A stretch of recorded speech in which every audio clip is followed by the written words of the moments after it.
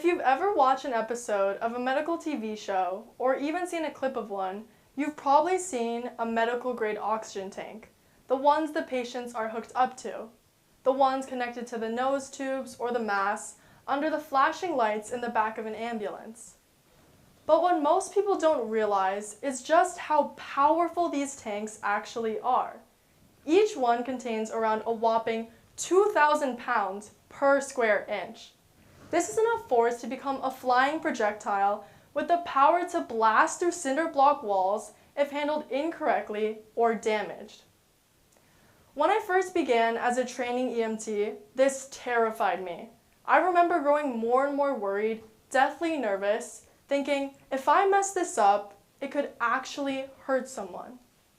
It wasn't until a kind, open EMT at my local fire department took the time to help me, showing me how to reassemble the tank, letting me reassemble and assemble the tank over and over again, that I began to feel confident. Because at just 16 years old, I was stepping into a world that demanded precision, the world of healthcare, where every action holds tremendous weight and even sometimes a life in your hands. In the world of healthcare, we are often told that young people are our future. But in healthcare, the future doesn't wait. It is vital to understand how much energy and innovation youth are already capable of if given the chance to contribute. When we stop treating age as an obstacle, we create space for more adaptability, empathy, and curiosity, which are also the foundations of healing. We can also prevent burnout by allowing young people to experience healthcare when their curiosity first starts. Thus, it is essential to open the doors of medicine to youth, such as myself, uplifting us every step of the way. Doing so not only fosters confidence, but it also fuels collaboration and compassion across generations of providers.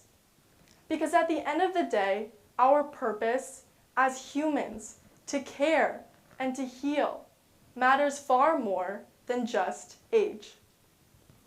Across high-intensity medical training simulations, like EMT environments, younger people who demonstrate clear communication and empathy can earn leadership roles regardless of their age. This highlights that leadership and emotional intelligence can be more of a determining factor than seniority. For instance, in my own EMT cohort, I observed that compassion and composure determine team trust and efficiency. As well as this, I realized that age did not have to be a determining factor in choosing leaders. Indeed, I found myself in that exact position designating tasks during our first emergency scenario. Here, I could see that compassion was an active choice rather than only a consequence of time. Additionally, within clinical and research settings, adaptability is often valued more over years of experience. For example, after speaking with a lead administrator at a major cancer clinic, I learned that the recruitment often revolved around finding new nurses who could adapt faster to new technologies, compared to those with more years of experience in differing specialties. Again, supporting this idea that youth's greatest advantage is our flexibility, our resilient willingness to learn new things. Furthermore, throughout structured mentorship opportunities, such as Novartis Girls in Science and Business, exposure to young yet accomplished female leads provided further evidence that leadership and innovation can relate to influence not solely based off tenure. Conversations with female leaders, including Novartis's president of biomedical research, highlighted that engagement and curiosity from youth can meaningfully contribute to complex scientific discussions.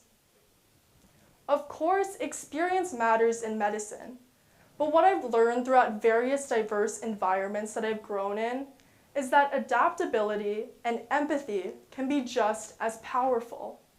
Instead of replacing experience, youth redefines what it can be. In each healthcare environment, from emergency medicine to oncology to pharmaceutical mentorship, I've consistently observed a measurable pattern. The drive of youth, showing leadership and innovation, can predict influence just as strongly as seniority or years of experience can. When we expand who we allow to contribute, we expand what's possible. When you see a young, curious mind, don't try to shield them from the world of healthcare. Invite them into it. Imagine a healthcare system led by collaboration, where innovation can sprout from shared curiosity and differing identities, where youth can feel more prepared and empowered from an early age to contribute. Experience may teach precision, but we need youth to teach possibility. I would not be where I am today without the support of strong female leaders, including my role model EMTs, oncologists and administrators, Novartis mentors, and especially my amazing single mother. Don't leave youth in the dark. Show us how bright the light can be. Thank you.